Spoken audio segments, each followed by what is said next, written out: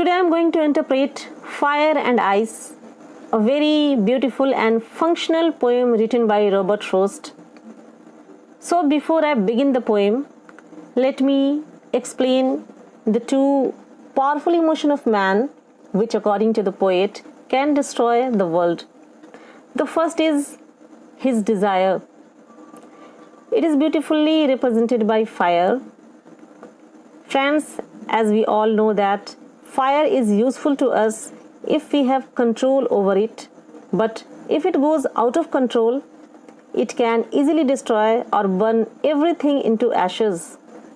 Similarly, our desire and emotions like love, attachment, wishes are good to some extent as they bring warmth and color in our life, but when our desire crosses the limitation, it changes into animal passion and we become mad. We can stoop to any level to fulfill them, which causes destruction. The second emotion is hatred, which is represented by ice.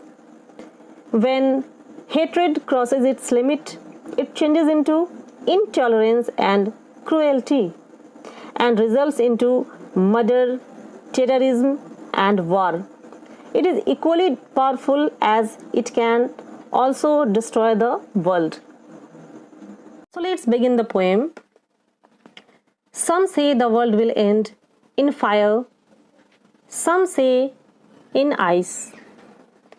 The poem begins like a debate where the two groups of people gives their opinion about the destruction of the world. The one group is of the view that the world will end in fire and the other say it will end in ice. From what I have tasted of desire, I hold with those who favor fire.